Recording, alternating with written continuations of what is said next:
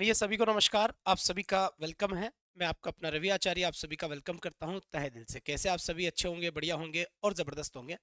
Session की शुरुआत करते हैं और आज अपना टॉपिक है सब्जेक्ट वर्ब एग्रीमेंट। जैसे कि आप सभी को पता है कि इससे पिछले वाले जो टॉपिक्स थे, जो बेसिक्स वगैरह थे, ये अपने कंप्लीट हो चुके हैं और सब्जेक्ट वर्ब एग्रीमेंट को आज हम डिस्कस करने वाले हैं।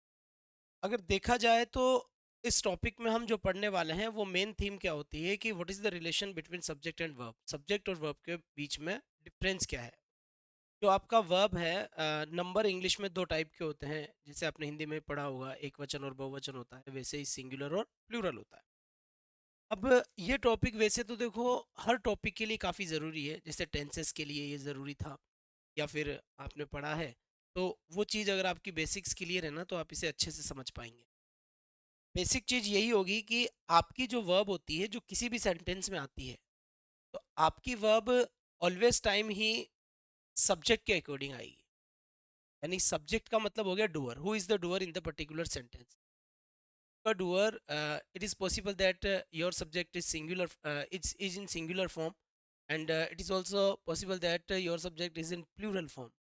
ऐसा भी आपका सब्जेक्ट हो सकता है, whether singular and plural. But mind it, the important thing is that your verb always comes according to subject. If your subject is in singular form, then you have to use singular verb, and if your subject is in plural form, then you have to use plural verb. But how can we identify the word which is given us, that is singular or plural? तो verb के बारे में मैंने आपको बताया था, ending letter is s, that is singular. अगर किसी भी verb का लास्ट का जो अक्षर है, अगर वो एस आ रहा है, S S for son, right, अगर किसी भी वर्ब का लास्ट का जो अक्षर है, लेटर है, वो अगर एस आ रहा है तो वो सिंगुलर है, और अगर एस नहीं आ रहा है वर्ब में तो फिर वो प्लूरल है। जनरली यहाँ पर एक कंफ्यूजन अपने माइंड में आता है कि सर एस लगने के बाद तो चीज़ें प्लूरल होती है। आप कह रहे हो कि अगर लास्ट में एस आ रहा है तो फिर वो सिंगुलर है। फिर वर्ब की बात करें, अगर किसी वर्ब के लास्ट में एस है तो वो वर्ब आपकी सिंगुलर है, और किसी नाउन के बाद में एस है तो फिर नाउन आपका प्लूरल है। मैं आपको थोड़ी सी चीज़ें यहाँ पर क्लियर कर देता हूँ। सबसे पहले तो यहाँ मैं आपको एक हेडिंग डाल के बता देता हूँ कि ये लिखा है हमने सब्जेक्ट, और सब्जेक्ट के बाद हमने लिखा है वर्ब, और फिर यहाँ पर हमने लिखा है agreement. This topic is subject verb agreement. What does mean by agreement? Agreement का मतलब क्या होता है? एग्रीमेंट वही होता है when we sell a property, then we have agreement between two parties. जो दो पार्टी होती है उनके बीच में एक एग्रीमेंट डिसाइड होता है कि साहब ये प्रॉपर्टी इतने इतने में सेल करी गई, और इसका जो अमाउंट है वो ये दिया गया, और ये बाद में इस टाइम पीरियड के अंदर दिया जाएगा। Amount will be given in this particular time period. अब यहाँ जो एग्रीमेंट है वो इस सब्जेक्ट के बीच में और इस वर्ब के बीच में एग्रीमेंट है। कि साहब सब्जेक्ट और वर्ब के बीच में क्या एग्रीमेंट है, मैं आपको ये बता देता हूँ। सबसे पहले हम बात करते हैं कि अगर आप कोई भी सेंटेंस इंग्लिश में बनाना चाहते हो तो there are two important things, and these things are subject and verb. अगर आप कोई भी सेंटेंस फ्रेम करना चाहते हो, if you want to frame any sentence in English language, you need subject and verb. एक सब्जेक्ट और एक वर्ब मिलकर एक सेंटेंस फ्रेम करता है, यानी basic requirement subject and verb. अगर आपके पास सब्जेक्ट मिसिंग में, वर्ब आपकी मिसिंग है, तो फिर आप सब्जेक्ट और वर्ब के बिना आप सेंटेंस फ्रेम ही नहीं कर पाएंगे। फिर बात आती है कि सर सब्जेक्ट का मतलब क्या होता है, तो मैं आपको बता देता हूँ। इसका मतलब कर्ता होता है। सर कर्ता किसे कहते हैं? करने वाला होता है, करने वाला। और अगर इंग्लिश मीडियम के स्टूडेंट्स हैं तो वो समझ सकते हैं कि what is subject. Subject is a doer, subject is a doer. Verb क्या होती है? वर्ब कोई भी काम होता है या फिर कोई भी क्रिया होती है, और इंग्लिश मीडियम वाले समझ सकते हैं कि कोई भी एक्शन जो होता है, any action which is given in the sentence, that is verb, या दैट विल बी वर्ब। कोई भी एक्शन जो दिया जाता है दैट इज वर्ब। आना जाना, खेलना कूदना, रोना धोना, सोना उठना बैठना, ये सब वर्ब्स है, काम है, क्रिया है, क्योंकि इनको करना पड़ता है ना। आपकी बॉडी काम में आएगी। कई काम ऐसे होते हैं ना जिसमें दिल काम में आता है, कई काम ऐसे होते हैं जिसमें माइंड काम में, कई काम ऐसे होते हैं जिसमें बॉडी काम में आती है। तो अलग अलग टाइप की वर्ब्स होगी भाई।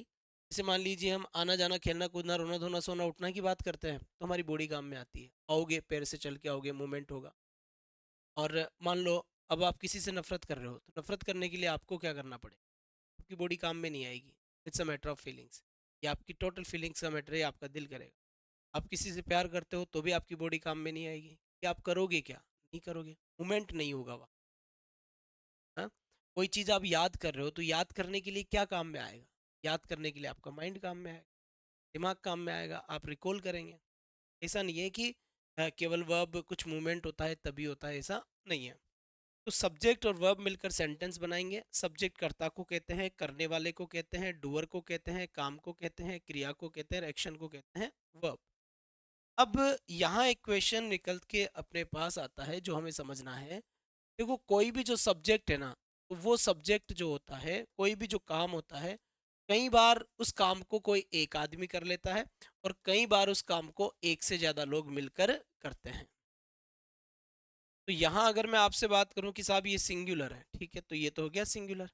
और यहाँ मैंने बात करी कि साहब ये क्या है, आपका प्लूरल है, तो ये क्या हो गया, आपका प्लूरल हो गया। तो जब आप सिंगुलर की बात करते हैं तो ये रहा, और अगर आप प्लूरल की बात करते हैं तो ये रहा। वर्ड जो दिया गया है, the word which is will be given, sorry, which will be given in the sentence, वो आपका सिंगुलर भी हो सकता है और वो आपका प्लूरल भी हो सकता है। अब सिंगुलर कैसे, whenever we get any name like that Mohan and Seema, तो ये क्या है ना, ये किसी किसी के नाम है, या फिर India, the another word is India, these are names as a person name and country name, any name। तो यहाँ हमें ये समझना पड़ेगा कि नाम किसी का भी हो, नाम हमेशा ही आपका सिंगुलर ही माना जाएगा, चाहे वो लड़के का हो, चाहे वो लड़की का हो, चाहे वो किसी जगह का हो, चाहे वो किसी कंट्री का हो, किसी का भी अगर नाम दिया हुआ है, नेम दिया हुआ है, तो वो सिंगुलर ही माना जाएगा। एक बात तो ये है। दूसरी बात, मान लीजिए यहाँ पर और चीज में बात करूँ तो ये मोहन है, इस मोहन को मैं ही कह सकता हूँ क्योंकि ये लड़का है, इसको मैं सी कह सकता हूँ क्योंकि ये लड़की है, और इसे मैं इट भी कह सकता हूँ। जनरली नॉन लिविंग्स जो थिंग होती है या फिर निर्जीव जो चीज होती है उसको हम इट से डिनोट करते हैं। और यहाँ पर जैसे आई हो गया, वी हो गया, यू हो गया और दे हो गया, आई वी यू दे, ये चारों ही प्लूरल माने जाते हैं इंग्लिश लैंग्वेज। जब भी ये चारों एज ए सब्जेक्ट यूज होते हैं, एज ए सब्जेक्ट यूज होंगे, आई वी यू दे। तो यहाँ एक फ्लो में आप याद रख सकते हैं कि साहब I we you they, I we you they, ये प्लूरल है। और ही सी इट, ये सिंगुलर, ही सी इट। और नाम, जो नाम मैंने आपको एग्जाम्पल भी दिए हैं ये रहे, तो ही सी इट और नाम तो आपके सिंगुलर होंगे, और आई वी यू दे आपका प्लूरल होगा। ये चीज़ तो आप अच्छे से जानते हो, इसमें कोई आपत्ति नहीं है और ये याद होना चाहिए। अब दूसरी बात, कई बार क्या होता है, हम जब सिंगुलर और प्लूरल की बात करते हैं तो हमने बचपन में भी कई सारी चीज़ें पढ़ी हैं और आज भी हम उन्हीं चीज़ों को वापस पढ़ेंगे। ये जो सिंगुलर है, जैसे मैंने यहाँ पर लिख दिया स्टूडेंट, क्या लिख दिया, स्टूडेंट, तो जाहिर सी बात है कि अगर मैंने यहाँ स्टूडेंट लिखा है तो यहाँ मुझे स्टूडेंट्स लिखना पड़ेगा, क्लियर बात है। यहाँ मान लीजिए मैंने टीचर लिख दिया, तो प्लूरल के लिए मुझे क्या करना पड़ेगा भाई, टीचर से लिखना पड़ेगा, आप अच्छे से जानते हो ये तो सारी चीज़ें। जैसे आपने लिखा गर्ल, तो यहाँ पर जो प्लूरल बनेगा वो क्या बनेगा, गर्ल्स बनेगा। यहाँ लिखा मैंने बॉय, तो यहाँ पर जो अपना प्लूरल बनेगा वो क्या बनेगा, बॉयज बनेगा। यहाँ लिखा हमने कार, तो कार का प्लूरल क्या हो गया आपका, कार्स हो गया। या फिर यहाँ लिखा मैंने बाइक, और बाइक का प्लूरल क्या हो गया, बाइक्स हो गया। फिर मैंने यहाँ लिखा ऑफिस, ऑफिस, तो यहाँ पर ऑफिस का जो प्लूरल होगा वो क्या हो जाएगा, ऑफिसेस हो जाएगा। तो कुल मिलाकर ये आपके सिंगुलर नाउन, सिंगुलर सब्जेक्ट की जब ये यूज होंगे या फिर कहीं पर भी ये यूज हो, जरूरी नहीं कि ये सब्जेक्ट ही बनकर आए, पर ये सिंगुलर होते हैं और ये प्लूरल होते हैं, ये हमें समझना है। स्टूडेंट में हमने एस लगाया है और स्टूडेंट्स किया है, तो स्टूडेंट्स प्लूरल है, स्टूडेंट सिंगुलर है। Teacher and teachers also, and girl and girls also, boy and boys, car and cars, bike and bikes, and office and offices. समझ आ गई यहाँ तक की बात। तो ये तो हमें सब्जेक्ट के रूप में हम समझ गए, या फिर सब्जेक्ट की फॉर्म हम समझ गए कि हमारा जो सब्जेक्ट है वो सिंगुलर भी हो सकता है और हमारा सब्जेक्ट प्लूरल भी हो सकता है। जब सेंटेंस बनेगा ना, तो सेंटेंस आपसे कहेगा नहीं कि मैं ये वर्ड आया हूँ, ऐसा कुछ नहीं, बस आ जाएगा। हमें देखना पड़ेगा what is the particular subject in this sentence, and after it we have to judge the particular subject that is singular और plural। वो singular है और plural है, ये हमें समझना पड़ेगा, हमें माइंड करना पड़ेगा। we have to mind the thing कि the word which is given in the sentence that is subject और plural। तो यहाँ पर हमें समझ आ जाएगा कि साहब मामला तो सिंगुलर है, तो सिंगुलर तो ये है और प्लूरल ये है। और teacher teachers, girl girls, and boy and boys, and car and cars, and bike and bikes, and office and offices, all these words are in plural form and all these words are in singular form। ये सभी singular form है, वो सभी plural form है। अब यही सारी चीज ना वर्ब को लेकर भी अपने दिमाग में होनी चाहिए। पहले तो कि साहब वर्ब क्या होता है, कि साहब वर्ब तो एक क्रिया होती है, बिल्कुल सही बात है, कोई भी एक्शन होता है, बिल्कुल सही बात है। लेकिन ये आपका जो वर्ब है वो भी सिंगुलर फॉर्म में हो सकता है और आपका जो ये वर्ब है वो भी प्लूरल फॉर्म में हो सकता है। तो वर्ब भी आपकी सिंगुलर प्लूरल हो सकती है। लेकिन अब हमें यहाँ देखना पड़ेगा, मान लीजिए यहाँ मैंने गो लिखा और यहाँ मैंने गोस कर दिया, फिर यहाँ मैंने प्ले लिखा और यहाँ मैंने प्लेस कर दिया, और यहाँ पर हमने क्राई लिखा और यहाँ पर मैंने क्राइज कर दिया, यहाँ हमने वीप लिख दिया और वीप के बाद हमने वीप्स कर दिया भाई, ठीक है। और यहाँ मान लीजिए हमने वॉश लिखा और वॉश के बाद मैंने वॉशेस कर दिया, ये भी ठीक है, ठीक है। यहाँ मैंने कम लिखा और कम के बाद यहाँ हमने कम्स कर दिया। फिर यहाँ पर अगर मैं बात करूँ तो यहाँ मैंने जंप लिखा, एक जंप, और जंप के बाद मैंने जंप्स कर दिया। अब अगर यहाँ आप बात करोगे ना, तो मैं इस कैटेगरी को तो रखूंगा किसमें, सिंगुलर में रखूंगा, और इस कैटेगरी को मैं रखूंगा किसमें, प्लूरल में रखूंगा, कि ये साहब ये तो सभी प्लूरल वर्ब है और ये सभी सिंगुलर वर्ब है। अब आपके माइंड में एक चीज़ आएगी, वो मैं बता देता हूँ कौन सी आएगी अभी, ताकि आपको ज़्यादा कन्फ्यूजन नहीं हो। आपके माइंड में अब एक चीज़ आनी है, और आनी भी चाहिए, अगर समझ में आ रही है तो ही वो दिक्कत आ सकती है, अदरवाइज समझ में नहीं है, समझोगे नहीं तो दिक्कत ही नहीं आएगी। ये जो यहाँ पर एस लगा हुआ है, स्टूडेंट्स में एस है, टीचर्स में एस है, गर्ल्स में एस है, बॉयज़ में एस है, कार्स में एस है, बाइक्स में एस है, ऑफिसेज में एस है। और मैं क्या कह रहा हूँ वो भी ध्यान से सुनो कि साहब ये तो प्लूरल है। मैंने कहा कि साहब क्यों प्लूरल है, मैंने कहा गुरुजी इसके सामने तो सबके एस लगा हुआ है, तो इनके एस लगा हुआ है इसीलिए प्लूरल है। ठीक है भाई, एस लगा हुआ है। और यहाँ मैं कह रहा हूँ ये सिंगुलर है, मैंने कहा साहब क्यों सिंगुलर है, इनमें एस लगा हुआ है इसलिए ये सिंगुलर है। सर आप तो दो बात कर दिए, कंफ्यूजन तो आप भी कर दिए। आप यहाँ कह रहे हो कि यहाँ एस लगा हुआ है इसलिए ये प्लूरल है, और यहाँ कह रहे हो इसमें एस लगा हुआ है ये सिंगुलर है। तो सर जब दोनों में ही एस ही लगा हुआ है तो फिर या तो दोनों ही सिंगुलर करो या फिर दोनों ही प्लूरल करो। आप कह रहे हो कि एस लगा हुआ है इसलिए प्लूरल है, और फिर कह रहे हो कि एस लगा हुआ है इसलिए सिंगुलर है। तो भाई ऐसा इसलिए होता है क्योंकि दो अपने पास ये वर्ड ही अलग अलग है, एक तो अपने पास वर्ब है और एक अपने पास नाउन है। अगर आप किसी वर्ब के लास्ट में एस देखते हैं तो वो वर्ब तो बनती है आपकी सिंगुलर, और अगर आप किसी नाउन में एस देखते हैं लास्ट में तो आपका वो नाउन बनता है प्लूरल। ये बात आपके माइंड में होनी चाहिए। कौन सी बात होनी चाहिए, कि अगर किसी वर्ब में आपने एस देखा तो वर्ब सिंगुलर होगा, और अगर किसी नाउन में आपने एस देखा तो फिर नाउन आपका प्लूरल होगा। मतलब माइंड में सेट कर लो कि एस लगने से सिंगुलर भी बनता है और एस लगने से प्लूरल भी बनता है, दोनों ही पॉसिबल है भाई ना, एस लगने से दोनों ही चीज क्या है, पॉसिबल है। लेकिन अच्छा ये बात है क्या, चलो ठीक है, थोड़ा हेयर स्टाइल गड़बड़ हो, ठीक है साहब आ जाओ।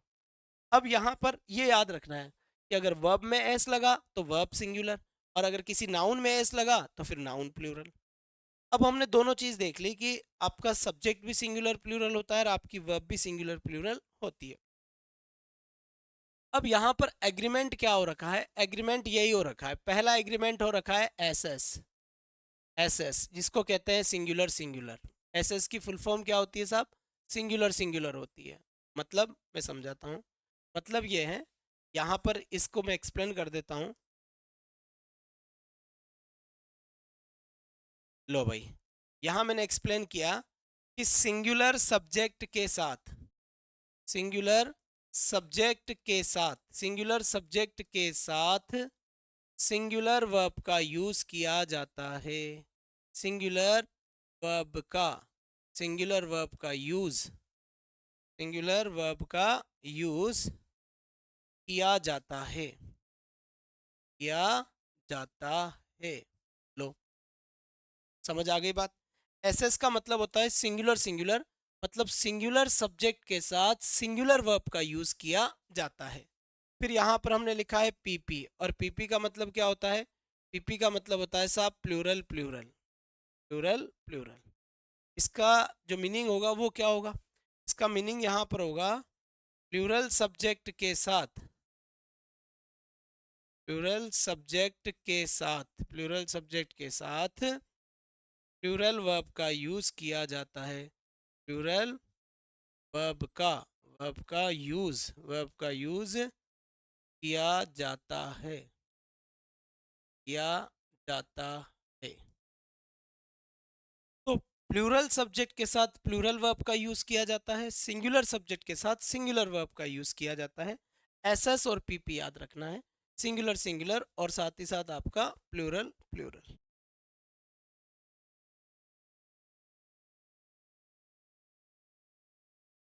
ठीक है, डन है। तो सिंगुलर सिंगुलर और प्लूरल प्लूरल, सिंगुलर सब्जेक्ट के साथ सिंगुलर वर्ब, प्लूरल सब्जेक्ट के साथ प्लूरल वर्ब, मतलब दोनों सिंगुलर सिंगुलर या दोनों प्लूरल प्लूरल। तीसरी बात यहाँ पर जो हमें याद रखनी है, एक बात और याद रखनी है, यहाँ पर इंपॉर्टेंट चीज है। अब यहाँ पर ये हमेशा याद रखना होगा कि जो वर्ब होती है, वर्ब हमेशा वर्ब हमेशा सिंगुलर सब्जेक्ट के साथ आती है। सिंगुलर सब्जेक्ट के साथ सिंगुलर सब्जेक्ट के साथ आती है। वर्ब हमेशा सिंगुलर सब्जेक्ट के साथ आती है। लो भाई, तो वर्ब हमेशा किसके साथ आती है? सिंगुलर सब्जेक्ट के साथ। भी ठीक है। अब वर्ब हमेशा सिंगुलर सब्जेक्ट के साथ आती है, ये बात अपनी क्लियर। डन। फिर यहाँ पर हम बात करते हैं नेक्स्ट चीज जो हम देखेंगे, यहाँ पर देखिएगा, सॉरी, चलिए अब यहाँ पर बात आएगी अपने पास न्यू थिंग। अब यहाँ में समझना क्या है, जैसे मान लीजिए मैंने आपके लिए एक सेंटेंस लिखा, राम प्ले और प्लेज फुटबॉल, मैंने ये सेंटेंस लिख दिया। दूसरा सेंटेंस मैंने यहाँ पे लिखा, मोहन एंड सोहन प्ले या प्लेस फुटबॉल, ये मैंने लिख दिया। इसके बाद मैंने तीसरा सेंटेंस लिखा, ही प्ले या प्लेज फुटबॉल के साथ। फिर यहाँ हमने लिखा सी प्ले या प्लेस फुटबॉल। एक एक चीज़ क्लियर हो जाएगी आपके माइंड में। आराम से बेसिक से चलने देना गाड़ी को, ज़्यादा भागने की ज़रूरत नहीं है, क्योंकि ये बहुत इंपॉर्टेंट टॉपिक है और यहाँ से क्वेश्चन आता है और पता भी नहीं चलता है। और अगर क्वेश्चन भी नहीं आता है तो सारे ही क्वेश्चन इसके बेस में तो आते ही आते हैं।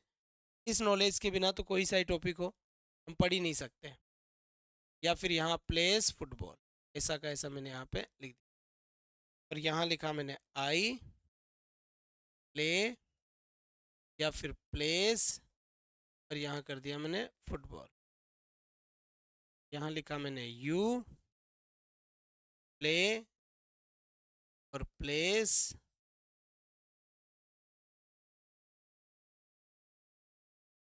यहाँ लिखा मैंने यू एंड ही प्ले या प्लेस, ये कर दिया मैंने फुटबॉल। अब देखो साहब, अगर आपको अच्छे से आप समझ पा रहे हो तो मेरा आंसर ये है कि यहाँ क्या आएगा, यही क्वेश्चन है मेरा। सेम क्वेश्चन है कि साहब यहाँ क्या आएगा, सेम क्वेश्चन है कि यहाँ क्या आएगा, उसके बाद यहाँ क्या आएगा, उसके बाद यहाँ क्या आएगा, उसके बाद यहाँ क्या आएगा, और उसके बाद यहाँ क्या आएगा, और यहाँ की यहाँ क्या आएगा, और यहाँ पर यहाँ क्या आएगा। पहले तो देखो यहाँ पर सभी सेंटेंसेस के अंदर सेम वर्ब गिवन है, सेम वर्ब गिवन है, मतलब सभी सेंटेंस में जो वर्ब दी गई है वो वर्ब सेम दी गई है, समान दी गई है, प्ले ही दिया गया है। पहले तो यही चेक कर लो यहाँ पर साइड में इधर कोने में आके कि यहाँ दो वर्ड दिया गया है, प्ले और प्लेस। तो मुझे तो यार ये देखना पड़ेगा। देखो वर्ब का मीनिंग तो सेम ही होता है भाई, प्ले का मतलब खेलना होता है, तो प्ले का मतलब भी खेलना है और प्लेज का मतलब भी खेलना है। गो का मतलब भी जाना है और गोज का मतलब भी जाना होता है, मीनिंग तो सेम है। लेकिन फॉर्म की बात करें कि सिंगुलर कौन सा है, तो आप यहीं पे ये डिसाइड कर लो कि प्ले और प्लेज में से कौन सी वर्ब सिंगुलर है। ये अपने दिमाग में क्वेश्चन जाने दो कि प्ले और प्लेज में से कौन सा वर्ब सिंगुलर है। This is my point, this is my exact point, and I want that you know very well which is the singular verb and which is the plural verb। Play और pledge में से कौन singular है और कौन plural है। तो मैंने आपसे कहा था the verb will be in singular form which has S ending letter. इसका लास्ट का जो लेटर होगा वो एस होगा। तो यहां पर एस किसके पीछे है, इसके पीछे, तो ये सिंगुलर है। और ये सिंगुलर है तो फिर ये क्या है, plural है। सभी के आंसर देखो जल्दी से एक बार।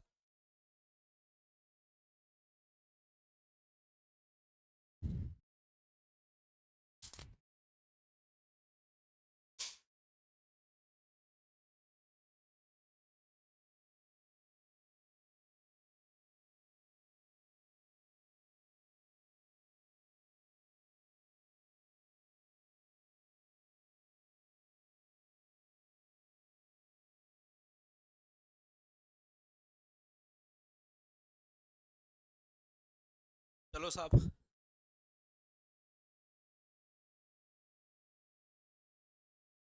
तो यहां अपने एक बात समझ में आ गई कि सिंगुलर वर्ब कौन सी है और प्लूरल वर्ब कौन सी है। प्लेज आपका सिंगुलर है और प्ले आपका प्लूरल है। अब सब्जेक्ट सबके अलग अलग है। यहाँ मेरा सब्जेक्ट क्या है, राम है। राम एक नाम है और नाम किसी का भी वो हमेशा सिंगुलर माना जाएगा। सब्जेक्ट आपका सिंगुलर है तो वर्ब भी सिंगुलर आएगी, तो मेरा सही आंसर प्लेज होगा। जाहिर सी बात है। दूसरे सेंटेंस में क्या हुआ, नाम ही दो हो गए। एक तो मोहन भाई साहब आ गए और दूसरे सोहन भाई साहब आ गए। एक तो आपका मोहन है, एक आपका सोहन है, कितने लोग हो गए, दो हो गए। सिंगुलर तो तब होता ना जब एक ही होता, जैसे ऊपर वाले सेंटेंस में राम अकेला, ये दूसरा कोई है ही नहीं, तो वो सिंगुलर है। और सेकंड सेंटेंस में मोहन भी है और सोहन भी है, तो भाई एक से ज्यादा होते ही पहले प्लूरल हो जाता है। अब चाहे वो तीन हो, चार हो, दो हो, उससे फर्क नहीं पड़ता है। तो यहाँ पर अगर ये दो दिए हुए हैं कि मोहन भी है और सोहन भी है, तो ये प्लूरल है। और प्लूरल के साथ प्लूरल वर्ब आती है, तो यहाँ प्ले आंसर होगा, प्लेज आंसर नहीं होगा।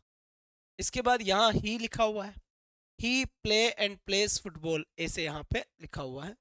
तो ही के साथ में प्ले का आना और प्लेस का आना, ही क्या है, सिंगुलर है, तो सिंगुलर के साथ सिंगुलर वर्ब आएगा। जनरली ही का मतलब वह होता है हिंदी में, वह। और ही का यूज किया जाता है कोई भी मेल नाम के लिए, लड़के के नाम के लिए, पुरुष जाति के लिए।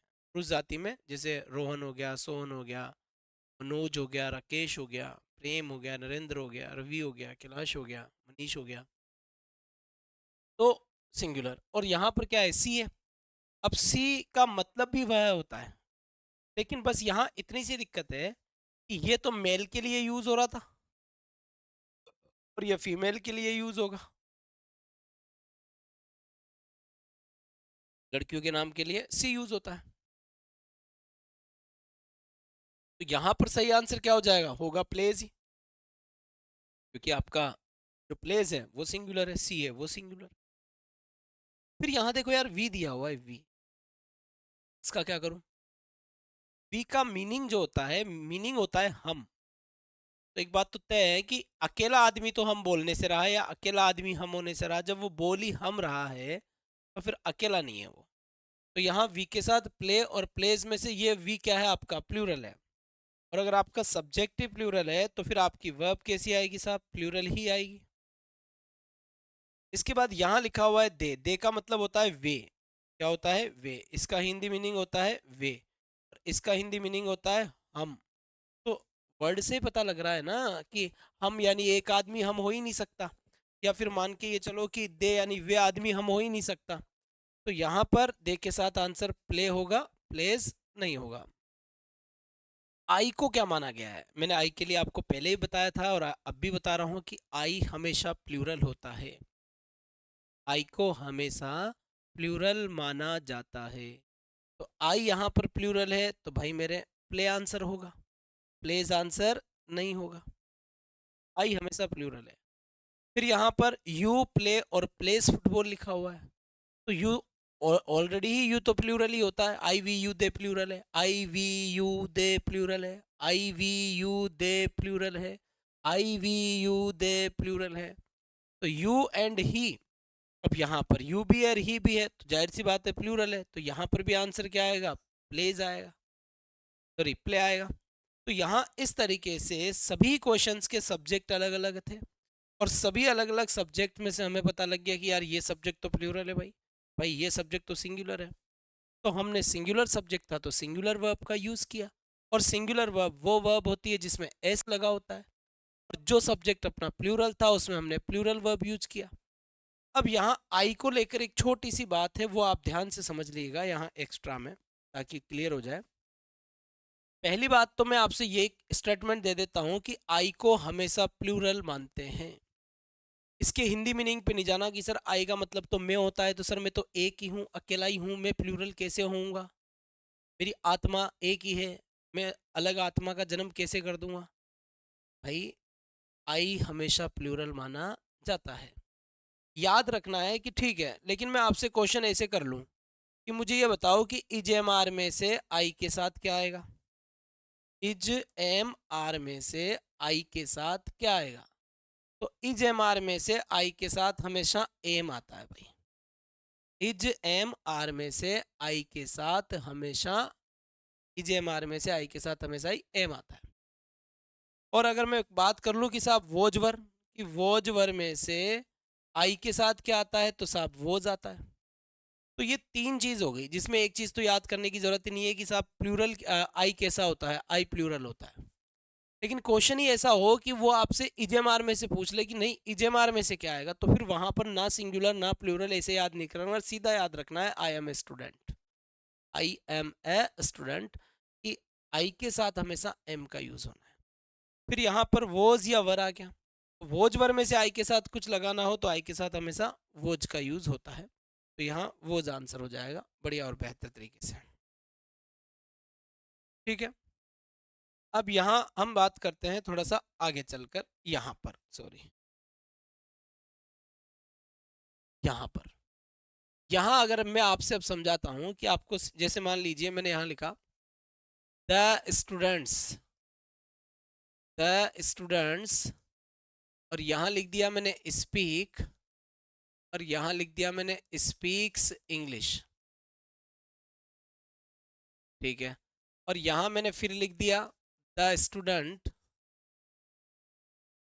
द स्टूडेंट, और यहाँ किया मैंने स्पीक, और यहाँ कर दिया साहब स्पीक्स इंग्लिश। ठीक है, और सीधा सा मैंने एक ही क्वेश्चन किया कि साहब स्पीक और स्पीक्स में से क्या आएगा, और स्पीक और स्पीक्स में से क्या आएगा। दोनों क्वेश्चन आपके साथ है। वही वर्ब क्या आएगा, तो इधर उधर ऐसे नहीं करना कि स्पीक स्पीक्स 1 2 3 4, ये फ्लो बैठ गया भाई, यहाँ पर अच्छा बोलने में फ्लो आ रहा है, मैं आंसर यही कर देता हूँ, ऐसा नहीं है। ये हमें देखना पड़ेगा कि हमारा सब्जेक्ट क्या है। तो यहाँ मेरा सब्जेक्ट है स्टूडेंट्स, यानी स्टूडेंट्स तो ज़्यादा है, यहाँ स्टूडेंट यानी स्टूडेंट तो एक ही है, तो ज़्यादा है मतलब ये सब्जेक्ट मेरा प्लूरल है, और यहाँ स्टूडेंट ही है, इसका मतलब ये सब्जेक्ट मेरा सिंगुलर है। और प्लूरल सब्जेक्ट के साथ प्लूरल वर्ब आती है, और सिंगुलर सब्जेक्ट के साथ सिंगुलर वर्ब आती है। तो सिंगुलर सब्जेक्ट के साथ सिंगुलर वर्ब आएगी और प्लूरल सब्जेक्ट के साथ प्लूरल वर्ब आएगी, ऐसी कोई चिंता वाली बात नहीं है। तो मेरे हिसाब से यहाँ तक की बात अच्छे से आ गई होगी, बढ़िया और बेहतर तरीके से। नोट्स पीडीएफ आपको मिलेगी तो नोट्स बनाइएगा और अच्छे से इन चीज़ों को देखिए। एक समझना है, रटना कुछ नहीं है, रट लिए तो फिर रट लिए, सीधा रट लिए तो फिर जिंदगी में रट ही लिए, क्या क्या रटोगे, रटने में तो कुछ काम ही नहीं चलेगा, 100 200 300 400 कितनी चीजें रटोगे यार। तो समझना यह है कि सिंगुलर के साथ सिंगुलर वर्ब और प्लूरल के साथ प्लूरल वर्ब। अब यहाँ तक की बात अपने समझ में आ गई, आपने देख भी लिया। अब मान लो यहाँ से मैंने यहाँ आपके 2-3 पॉइंट क्लियर करवा दिए हैं, इनमें बताया नहीं है पर करवा दिए हैं। अब यहाँ देखिए, मान लो आपका क्वेश्चन ऐसे आ जाए, कैसे आ जाए, जैसे मान लीजिए मैंने यहाँ पर देखो इफेक्ट ऑफ आर्टिकल लिख देता हूँ मैं यहाँ, इफेक्ट ऑफ आर्टिकल्स।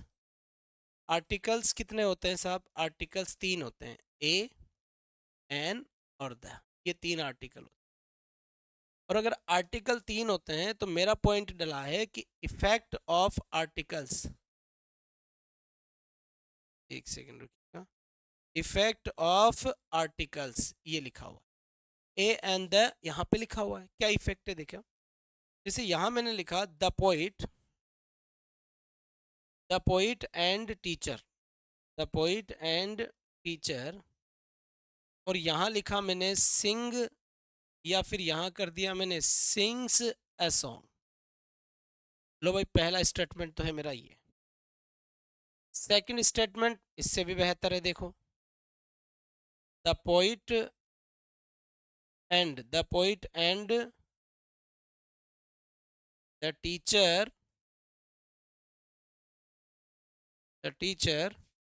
और यहाँ लिखा हमने सेम सिंग, और यहाँ कर दिया सिंग्स अ सॉन्ग। लो भाई, तीसरा सेंटेंस और मैंने लिख दिया पोइट एंड टीचर, और फिर यहाँ मैंने कर दिया सिंग या सिंग्स अ सॉन्ग।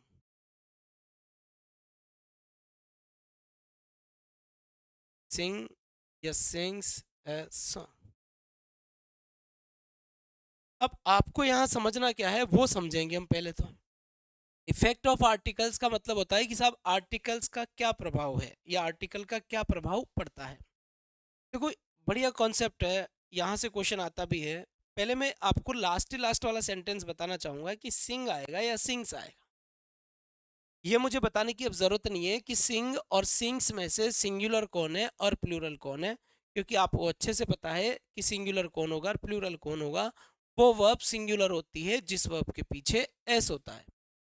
जाहिर सी बात है, सिंग्स इसके पीछे एस है तो ये सिंगुलर है, और सिंग इसके पीछे नहीं है तो ये प्लूरल है। अब बात यह आएगी कि इनमें से सब्जेक्ट अपना क्या है, पोइट एंड टीचर। तो साफ साफ यहाँ पर एक वर्ड लिखा हुआ है कि साहब पोइट यानी कवि और टीचर यानी अध्यापक। तो पोइट एंड टीचर डायरेक्ट लिखा है, पोइट एंड टीचर, तो मुझे यही समझना है, जैसा लिखा है मुझे वैसा ही समझना है कि पोइट है एंड टीचर और टीचर है। पोइट और टीचर गाना गाता है तो मेरे पास दो लोग हैं, एक कवि है और एक अध्यापक है, तो प्लूरल वर्ब के साथ प्लूरल वर्ब आएगी, इसीलिए मेरा आंसर सिंग होगा, सिंग्स नहीं होगा। अब इसके ऊपर जो दोनों सेंटेंस है उनको बड़े ध्यान से देखो, दोनों में डिफरेंस आपको कुछ दिख रहा है क्या? The poet and teacher sing या sings a song, the poet and the teacher sing या सिंग्स अ सॉन्ग। तो यहां देखिएगा, पोइट एंड टीचर, इसमें फर्क क्या है सर? इसमें एक फर्क है, कौन सा फर्क है कि सर देखो, यहाँ पोइट से पहले आर्टिकल द आया है, मैंने कहा सही है, द पोइट एंड टीचर, और देखो टीचर से पहले तो आया ही नहीं, मैंने कहा बिल्कुल ठीक। और सर सेकंड सेंटेंस देखो, पॉइंट से पहले द आर्टिकल आया है, मैंने कहा बिल्कुल आया है, और सर यहाँ देखो टीचर से पहले भी आर्टिकल द आया है, मैंने कहा बिल्कुल आया है। तो सर यही फर्क है, सर यही फर्क है। मैंने कहा क्या सर? इसमें एक ही आर्टिकल का यूज हुआ है, पॉइंट, टीचर से पहले यूज ही नहीं हुआ। अब क्यों नहीं हुआ, मैं बताऊं क्यों नहीं हुआ। ये एक आर्टिकल इसलिए आया है क्योंकि आपको ये बताना चाहता है कि ये पोइट और ये टीचर दोनों इंसान एक ही है, केवल वो लिखता है कविताएं, इसलिए वो पोइट है, और वो अध्यापक तो वो है ही, सही पढ़ाता है। तो एक आर्टिकल आने का मतलब ही यही हुआ कि ये इंसान और ये इंसान एक ही है। अगर सोचो ये दोनों अलग अलग इंसान होते हैं तो ये एक आर्टिकल दोनों के लिए थोड़ी काम करता, पर जब दोनों एक ही है तो मैंने एक के पहले लगा दिया, तो दोनों में कोई विवाद ही नहीं है। लेकिन यहाँ पर पोइट से पहले भी द है और टीचर से पहले भी द है, तो जाहिर सी बात है कि ये दोनों ही अलग अलग आदमी है, इसीलिए मुझे दोनों के आगे द लगाना पड़ा। एक हो भाई, जैसे मान लो तुम हो और तुम्हारे पापा हो, पैसे किसी को भी मिले कोई बात नहीं है, किसी पड़ोसी को पैसे मिल रहे हैं तो तुम्हें तो बात हो जाएगी भाई। तो यहाँ ये टीचर इसलिए नहीं बोला है क्योंकि ये दोनों एक ही है, तो कोई बात नहीं है, द पोइट के आगे लग रहा है तो भी कोई दिक्कत नहीं है। लेकिन जब आर्टिकल अलग अलग आ गया कि the poet and the teacher, तो फिर यहाँ पर समझ जाओ कि दो इंसान की बात चल रही है। तो जब भी सिंगल आर्टिकल आता है तो सिंगल पर्सन लिख देता हूं मैं यहाँ पर, अच्छे से इस नोट को याद करना। सिंगल आर्टिकल, सिंगल आर्टिकल, और यहाँ याद रखना है सिंगल पर्सन।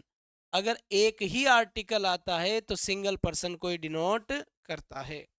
और यहीं पे ही मैं लिखूंगा डबल आर्टिकल, डबल आर्टिकल, लो भाई डबल आर्टिकल, तो यहां मैं लिखूंगा डबल पर्सन ना। इसमें मत जाना सर डबल लिख दिया तो आपने पर्सन्स क्यों नहीं लिखा, आपके याद करने के हिसाब से ई पॉइंट बनाए हैं मैंने कि सिंगल आर्टिकल सिंगल पर्सन को डिनोट करता है और डबल आर्टिकल डबल पर्सन को डिनोट करता है। अब यहाँ वर्ब क्या आएगी, तो सीधा सीधा आप कहोगे सर यहाँ पर पोइट से पहले आर्टिकल लगाया मतलब एक ही है दोनों, तो दोनों एक ही है तो फिर सिंग्स आंसर होगा। सिंग क्यों होगा, क्योंकि जब दोनों एक ही है, एक ही आदमी की बात चल रही है, एक ही पोइट है और जो पोइट है वही टीचर है, तो फिर तो सर सिंगुलर वर्ब ही होगी। लेकिन सेकंड सेंटेंस में the poet and the teacher, sir ये तो दोनों ही अलग अलग है। अगर ये दोनों ही अलग अलग है कि the poet and the teacher, तो जाहिर सी बात ये है कि दोनों अलग है, तो फिर दो है तो सिंग आएगा, सिंग्स नहीं आएगा क्योंकि वो प्लूरल हो गया। तो प्लूरल के साथ प्लूरल वर्ब आती है, ये बात आपको समझनी पड़ेगी। तो the poet and the teacher correct answer, poet and teacher correct answer. तो यहाँ पर अगर मान लो सिंगल आर्टिकल आ रहा है तो सिंगल पर्सन की बात चल रही है, डबल आर्टिकल आ रहा है दोनों नाउन से पहले तो फिर दो लोगों की बात चल रही है, दोनों आर्टिकल कुछ नहीं आ रहा, सीधा सीधा आ रहा है पोइट एंड टीचर, तो फिर दो ही है वो तो। क्या आर्टिकल आया ही नहीं, आया ही नहीं तो फिर अपने सोचना ही क्यों, आर्टिकल का एपिसोड ही खत्म हो जाएगा ना वो तो। पर ये जरूर देखना होगा कि मेन एपिसोड क्या है और क्या नहीं है। मेरे हिसाब से यहाँ तक की बात आपके समझ में आ गई होगी। क्लियर है, या आर्टिकल वाला सिस्टम समझ में आ गया। इसके बाद फिर यहाँ पर देखिएगा एक सिस्टम और होता है पजेसिव वर्ड। इसको अच्छे से समझिएगा, पूरी इंग्लिश में काम आता है ये। पजेसिव वर्ड्स किसे कहते हैं पहले तो यही देख लो। पजेसिव वर्ड्स, इसको कहा जाता है अधिकार बताने वाले शब्द। अधिकार बताने वाले, अधिकार बताने वाले शब्द क्या बताएंगे साहब, ये अधिकार। लेकिन बताओ अधिकार किस पे बताएंगे, जो वस्तु होगी उस पे बताएंगे और किस पे बताएंगे, है ना। ये अधिकार बताने वाले शब्द हैं, लेकिन अधिकार बताना किस पे है, वो वस्तु भी होनी चाहिए ना। अगर मान लो कोई, ये आते ही तब है जो कोई वस्तु हो और उसका अधिकार बताना हो, वस्तु नहीं है तो ये वर्ड अकेले आकर क्या करेंगे। ठीक है, जैसे मान लीजिए इसमें आ गया यहाँ पर माई, यहाँ आ गया अपने पास आर, यहाँ आ गया अपने पास योर, यहाँ आ गया अपने पास हिज, यहाँ आ गया अपने पास हर, यहाँ आ गया अपने पास दियर। अब ये माई का मतलब क्या होता है, माई का मतलब होता है भाई मेरा, क्या होता है मेरा। आर का मतलब क्या होता है, इसका मतलब होता है हमारा। योर का मतलब क्या होता है, योर का मतलब होता है तुम्हारा। ये अधिकार बताने वाले वर्ड है, पजेसिव वर्ड है। उसका उसकी, ठीक है, इसका भी मतलब होता है उसका उसकी, ठीक है। उसकी भी लिख देना, मैं पूरा नहीं लिख रहा पर आप समझ जाना, लिख ही देता हूँ मैं, वरना तुम ऐसे कहोगे कि सर ये क्या बात हुई। और दियर का मतलब होता है उनका उनकी, क्या होता है उनका उनकी। तो ये अधिकार बताने वाले शब्द है। क्या बताने वाले शब्द है ये, अधिकार बताने वाले शब्द है भाई ये। अधिकार बताने का काम है, लेकिन किस वस्तु पर बताना है, वो वस्तु होना जरूरी है तभी भाई ये अधिकार बताने वाले वर्ड है। तो इनको सेंटेंस में क्यों लेकर आएंगे हम, इनको सेंटेंस में हम जब ही लेकर आएंगे जब मुझे किसी वस्तु के ऊपर अधिकार बताना हो। अगर वो वस्तु ही नहीं है तो इनका आने का कोई मतलब ही नहीं है। जैसे आप किसी सेंटेंस में इनका यूज कर ही नहीं सकते अकेले का। माई यानी मेरा, मीनिंग ही क्लियर नहीं होगा, आगे बताना पड़ेगा ना मेरा क्या। और यानी हमारा, आगे बोलो तो सही हमारा क्या, तो हमारा से काम ही नहीं चलेगा। फिर लिखा जाएगा योर, तुम्हारा। भाई केवल तुम्हारा लिखा हुआ है, तुम्हारा क्या, आगे वर्ड तो बोलना पड़ेगा ना। अगर बोलोगे ही नहीं तो कैसे काम चल जाएगा। हिज यानी उसका उसकी, हर यानी उसका उसकी, देयर यानी उनका उनकी। हाँ, अगर आप इनके आगे वर्ड लिख दोगे फिर ये बोलने में आ जाएगा my car, our car, your bike, his school, कुछ भी कर दो, हर सिस्टर, डियर होम। लो, अब सही है। अब my car, our car, your car, his school, her sister, their home, अब सही है। ये नहीं होंगे तो इनका कोई मतलब ही नहीं है, इसलिए इंग्लिश में कभी भी इनको अलग अलग नहीं कर सकते। ये जब भी आएंगे जब साथ ही आएंगे। अक्ल, जैसे माई के साथ जो भी वर्ड है ना वो साथ ही आएगा। जहां पर माई लिखोगे तो जस्ट माई के बाद उसी को लिखना पड़ेगा, ऐसा नहीं कि तुम माई को उठाकर उधर ले जाओ और इधर कार को अकेला ही छोड़ दो, नहीं। तो ये जब भी आएंगे जब साथ में ही आएंगे, पहली बात तो ये। दूसरी बात, इनसे क्वेश्चन कैसे बनते हैं वो हम बात कर लेते हैं यहाँ पर। पहला क्वेश्चन मैंने यहाँ पे लिखा, my father, my father and, my father and friend, my father and friend help या हेल्प्स मी। लो भाई, और यहाँ लिखा मैंने my father and, my father and my friend, my friend help और हेल्प्स मी। लो भाई, अगर अब आप बात करो ना तो ये हेल्प और हेल्प्स है, और ये हेल्प और हेल्प्स है। ठीक। दूसरी बात एक और ध्यान से देखिएगा, अगर मैं यहाँ लिख दूं माई फादर एंड मदर, यहाँ लिखा मैंने हेल्प और यहाँ लिख दिया मैंने हेल्प्स मी। लो भाई, बहुत अच्छा क्वेश्चन है, ध्यान देना। देखो यहाँ पर जो पहली बार लिखा हुआ है वो लिखा हुआ है माय फादर एंड फ्रेंड, इन दोनों में डिफरेंस क्या है इसको छोड़ो, पहले दोनों को देखो। My father and friend help helps me, तो यहाँ पर फादर से पहले क्या आ रहा है, माई, और फ्रेंड से पहले नहीं आ रहा। फादर से पहले क्या आ रहा है, माई, और फ्रेंड से पहले क्या आ रहा है, माई। मतलब अगर मैं इंग्लिश में आपसे बात करूं तो मैं ये कह सकता हूं कि पहले सेंटेंस में एक ही पजेसिव वर्ड का यूज हुआ है, पहले सेंटेंस में एक ही अधिकार बताने वाले वर्ड का यूज हुआ है, पहले सेंटेंस में एक ही आया है पजेसिव वर्ड, जबकि दूसरे सेंटेंस में दो पजेसिव वर्ड आए हैं। फादर के पहले भी माई है और फ्रेंड के पहले भी माई है। मीनिंग क्या हुआ सर इसका, इसका मीनिंग हुआ कि माई फादर एंड फ्रेंड, जब पजेसिव एक ही यूज हुआ है इसका मतलब जो उसके पापा है, जो उसका दोस्त है, वो एक ही इंसान है, उसके पापा उसके साथ बिल्कुल दोस्त के जैसे रहते हैं। उसके पापा का और उसका जो रिलेशन है बीच में वो बिल्कुल दोस्त जैसा है, वो फ्रेंडली रहते हैं अपने पापा के साथ। वो कैसा रहता है भाई, फ्रेंडली रहता है। तो यहाँ पर तो ये बात क्लियर है कि माय फादर एंड फ्रेंड, क्योंकि उसके जो पापा है और जो उसका दोस्त है वो एक ही है, मतलब पापा दोस्त की जैसे ही रहते हैं उसके साथ में, ऐसा है। और यहाँ लिखा है my father and my friend, भाई यहाँ पर दोनों से पहले माय आ रहा है, इसका मतलब दोनों अलग अलग है। क्योंकि अगर दोनों एक होते तो फिर एक बार ही माय आ जाता ना, ऑब्जेक्शन, जैसे यहाँ फादर से पहले माय माय आ गया तो फ्रेंड ने कोई ऑब्जेक्शन ही नहीं किया, क्यों किया, एक ही थे दोनों। लेकिन यहाँ अगर दोनों अलग अलग है और आपको ये क्लियर करना है कि ये दोनों अलग अलग हैं, तो आपको डबल पजेसिव का यूज करना होगा। फादर से पहले भी माया आया है और फ्रेंड के पहले भी माया है। मतलब मैं यहाँ पर ये लिख सकता हूँ, सिंगल, सिंगल पजेसिव, सिंगल जो पजेसिव है वो सिंगल पर्सन की बात करता है। सिंगल पजेसिव सिंगल पर्सन को डिनोट करेगा, और साथ ही साथ जो डबल पजेसिव है, डबल जो पजेसिव है वो डबल पर्सन की बात करते हैं।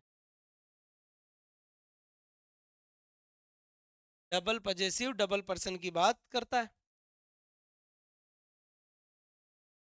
डबल पजेसिव डबल पर्सन की बात करता है। तो डबल पजेसिव डबल पर्सन की बात कर रहा है। तो यहाँ पर जब एक ही पजेसिव है, पापा और दोस्त एक ही है, उसके पापा दोस्त की जैसे ही रहते हैं, तो सिंगुलर रहेंगे तो हेल्प्स आंसर होगा। अगर सेकंड सेंटेंस में बात करें तो यहाँ पर अलग से माई है, यहाँ पर अलग से माई है, दोनों अलग अलग इंसान है, तो यहाँ हेल्प आंसर होगा। तीसरे सेंटेंस में एक ही माई है और यहाँ मदर से पहले नहीं है, अब जब एक ही पजेसिव है फिर भी आंसर अपना हेल्प होगा।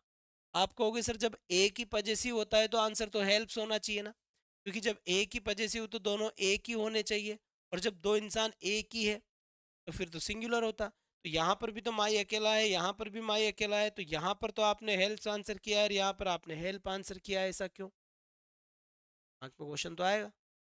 मैं कहूंगा भाई ऐसा इसलिए हुआ है क्योंकि यहाँ तो जेंडर ही अलग है ना, फादर और मदर।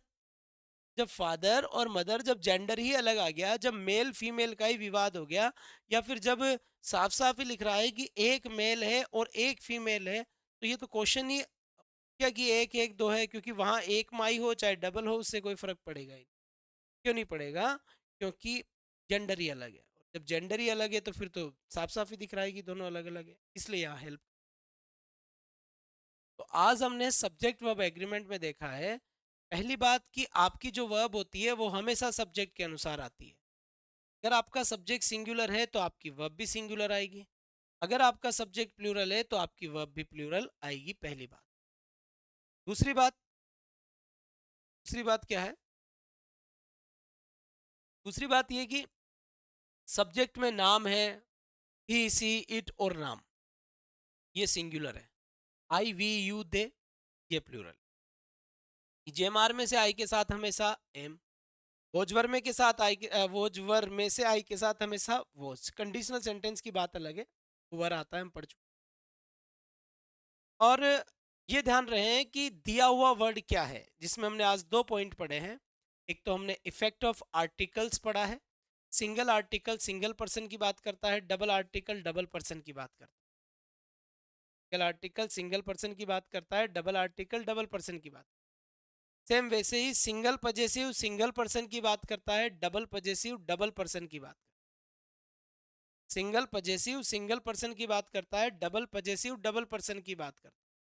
और अगर जेंडर ही अलग अलग हो तो फिर तो पजेसिव का लेना देना ही नहीं है, क्योंकि दो अलग अलग जेंडर, जाहिर सी बात है, दो अलग अलग लोग। तो सब्जेक्ट वर्ब एग्रीमेंट में हमने आज ये सब कुछ डिस्कस किया है। कल इस क्लास को मैं आगे रीड करूँगा, आप इसको एक बार अच्छे से पढ़ लीजिएगा, क्योंकि बेसिक से बढ़िया अगर ये समझ में आ जाएगा तो आगे के रास्ते काफ़ी अच्छे स्मूथली हमारे चलने वाले हैं। अच्छे से पढ़िए, और फिर भी अगर कोई दिक्कत आए तो आप कमेंट करके बता सकते हैं। Thank you so much. Thank you.